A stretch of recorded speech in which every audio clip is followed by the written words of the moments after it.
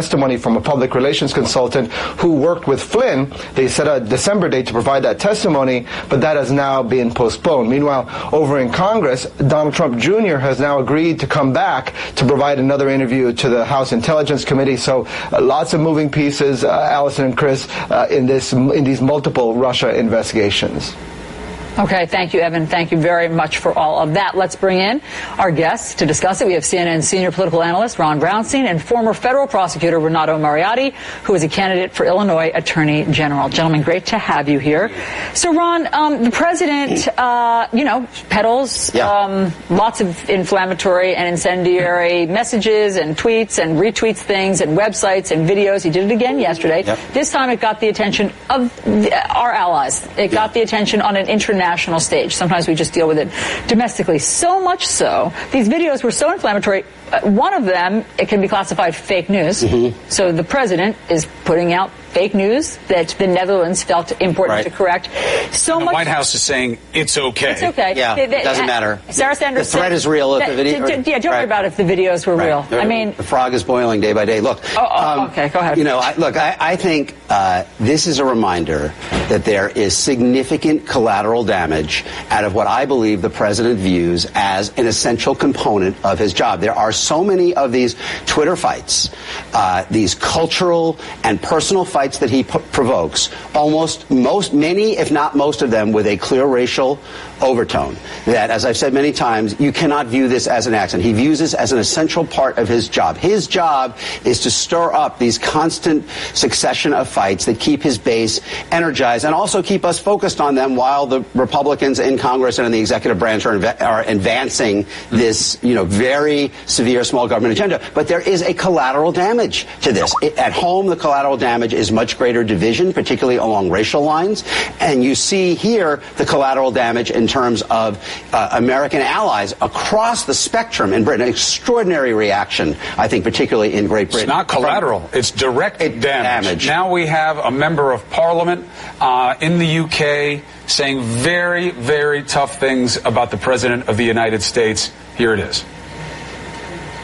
This is the President of the United States sharing with millions inflammatory and divisive content deliberately posted to sow hatred and division by, as the Home Secretary says, a convicted criminal who is facing further charges, who represents a vile fascist organisation seeking to spread hatred and violence in person and online. By sharing it, he is either a racist, incompetent or unthinking, or all three. Even Dottie is that man's name, a member of parliament. To this point, the Prime Minister, Theresa May, says that what the president did was wrong, Renato, but she has not said anything about rescinding any invitation. The implications politically are obvious. What about legally? Well, one thing that I think is a fairly straightforward implication for if you're a lawyer is the president and the administration are facing a challenge to the travel ban that he enacted that, many have charged discriminates against Muslim Americans. And states attorney generals have brought suit, particularly the state of Hawaii has taken a lead role. And the charge there is that ban was entered into with discriminatory intent. In other words, that the president and his administration intended to discriminate against Muslims.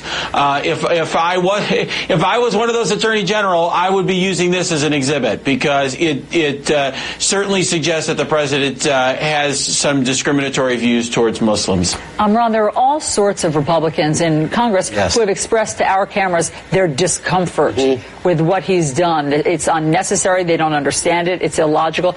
But they don't they don't impose any consequences. And in fact, I think they have accepted an informal division of responsibility, as I said, where the president's job is to stir up this endless succession of cultural and personal fights, many of them with racial overtones, while they kind of grind on and advance their agenda. And there's a tacit understanding. And I think there's a tacit understanding to that he operates on this plane, we operate on this plane. Their assumption is that they can kind of avoid any of the responsibility for what he is doing and that they can kind of advance their agenda, satisfy their coalition. I think that is a misplaced assumption, because as the share of the public that says he lacks the temperament and judgment to be president is rising. It's up to 67% in the ABC Washington Post poll a couple weeks ago. And what we saw in Virginia very clearly was that voters who are dissatisfied with President Trump were willing to take that out on other Republicans. 86% of the people who said they disapproved of Trump's job performance voted for Ralph Northam. So all of these Republicans on the Hill who are basically like Paul Ryan saying, don't shoot me, I'm only the piano player. I don't want to be commenting on what he is doing. They ultimately, I think, will be connected to what he is doing, and they face a potential retribution from voters who do not believe they are providing enough of a check on a president they're ambivalent or uneasy about. And once again, that sound is the silence from Mitch McConnell and Paul Ryan, elected as leaders. And in terms of what is supposed to be said by a president when it comes to Islam, these acts of violence against innocents violate the fundamental tenets of the Islamic faith. And it's important for my fellow Americans to understand that the face of terror is not the true faith of Islam. That's not what Islam is all about. Islam is peace. These terrorists don't represent peace. They represent evil and war. That was President Bush. That was days after 9/11, a point in our history, at least in my lifetime, where I have never seen righteous anger in American people toward the Muslim threat as there was then. These were the words from that leader in that moment. Now we're hearing something very different, just for context. Topic switch. Jared Kushner, Renato, he goes down there, he's called in by the SC. He says, yes, I'll come in. They want to ask him about Flynn. Why? Well, before you charge anyone, if you're a federal prosecutor, you want to make sure that you tie down every loose end. You speak to every witness who might have available information, and you make sure that there's nothing that you're missing that might change the charges that you're bringing. So, for example, you could imagine if Mueller didn't speak to Mr. Kushner, went ahead and charged Flynn, and then Kushner ended up having very vital information that could transform a potential trial of Flynn. That could have been a mistake. Not to interview Kushner in advance. So what I expect they did there is they were trying to tie up a loose end. They talked to Kushner, made sure that they sort of what I'll call it what we used to call locking him out. In other words, making sure that he wasn't going to say anything that, as I think your reporter mentioned, exonerated Flynn, so that they could go forward with charges against Flynn. Ultimately, they ended up flipping him. That does not mean that the rest of the investigation's over. That does not mean that Kushner's not going to be interviewed again. Mueller's looking at a lot of different matters, and he's taking them, in many ways, one at a time. One thing we've learned is that there's a lot about this investigation that we don't know, and I think that there's a lot about the investigation that the targets of the investigation don't know. They're in effect, to quote Donald Rumsfeld, known unknowns. And, the Papadopoulos plea was as big a surprise as we've seen in Washington in a long time. No one saw that coming, and I think the fact that he was interviewing Jared Kushner about Michael Flynn, if true, is kind of, I don't think that's the end of it. And I think it is a kind of a reminder that we don't know everything that they know, but I think we do know that they know a lot that we don't. I followed that. Yeah, no, exactly. I actually followed that. Ron Brownstein and Renato Mariotti, thank you both very much. We do have some breaking news to get to now. A fifth woman coming forward to accuse Democratic Senator Al Franken of inappropriate touching. CNN's MJ Lee is live on Capitol Hill with all of the breaking details. What have you learned, MJ? Well, Allison, a new woman is coming forward this morning to say that Senator Al Franken groped her years ago. Her name is Stephanie Kemplin. She is a 41-year-old Army veteran. She says that when she was deployed in Kuwait in December of 2003, she met Senator Franken while he was touring with the USO to visit American troops abroad. Now, this is what Stephanie told CNN about the interaction that she had with him during a photo op. She said, when he put his arm around me, he groped my right breast. He kept his hand all the way over on my breast, and I remember thinking, is he going to move his hand? Was it an accident? Was he going to move his hand?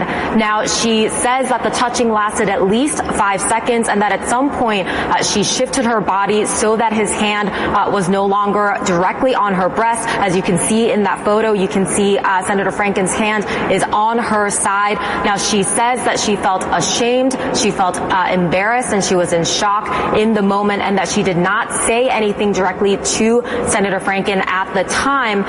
Now, I will note that we reached out to Franken's office last night, and this is the spokesperson's statement provided to CNN. The spokesperson says, as Senator Franken made clear this week, he takes thousands of photos and has met tens of thousands of people, and he has never intentionally engaged in this kind of conduct. He remains fully committed to cooperating with the ethics investigation. Now, Allison and Chris, just to put all of this into context, Stephanie is the fifth woman now in a period of around 2 weeks to accuse Senator Franken of inappropriate touching, and she is also the second woman to say that this kind of misconduct took place while he was on tour with the USO. The first woman, of course, was Leanne Tweeden. She is a California local radio news anchor, and Stephanie actually says that a part of the reason she decided to speak out is because she saw Leanne telling her story. Chris, back to you.